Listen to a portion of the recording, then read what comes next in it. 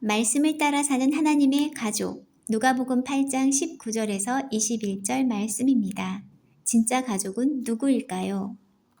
가족이란 단어를 들으면 마음이 따뜻해집니다. 어릴 적 손을 잡고 걸어가던 부모님의 모습, 함께 식탁에 앉아 웃고 떠들던 형제 자매들, 그런 기억들은 우리 마음속에 깊은 자리로 남아 있습니다.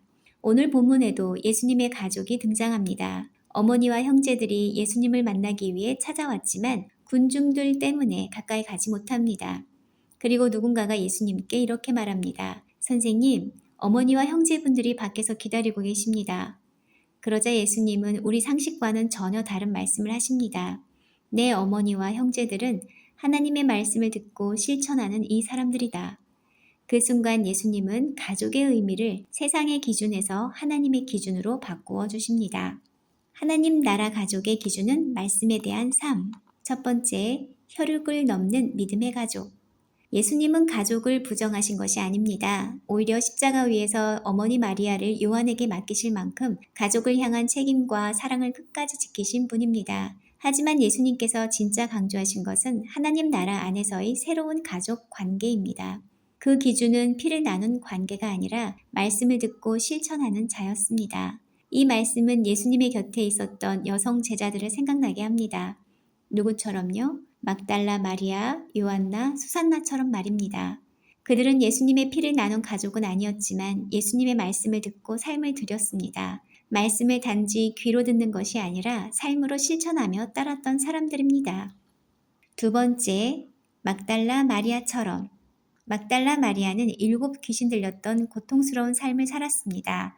세상 사람들은 그녀를 외면했지만 예수님은 그녀를 치유하셨고 그녀는 그 은혜를 기억하며 예수님의 발걸음을 끝까지 따릅니다. 십자가 아래에도 무덤가에도 그리고 부활의 첫 순간에도 예수님의 가장 가까운 곳에 있었던 사람, 그가 바로 말씀을 듣고 실천한 자 하나님의 가족이었습니다. 세 번째, 요한나와 수산나처럼. 요한나는 헤롯의 재정관리인 구사의 아내였습니다. 높은 사회적 지위를 가지고 있었지만 그는 그것을 주님을 섬기는 도구로 사용했습니다. 자신의 재산과 삶을 예수님의 사역에 드린 여인이었습니다. 수산나는 이름밖에 알려지지 않았지만 복음을 위한 그 조용한 헌신은 하나님 나라를 일구는 귀한 손길이었습니다. 이들의 공통점은 단 하나였습니다. 말씀을 듣고 실천했다는 것, 그리고 그 실천은 곧 예수님과 가족이 되는 길이었습니다.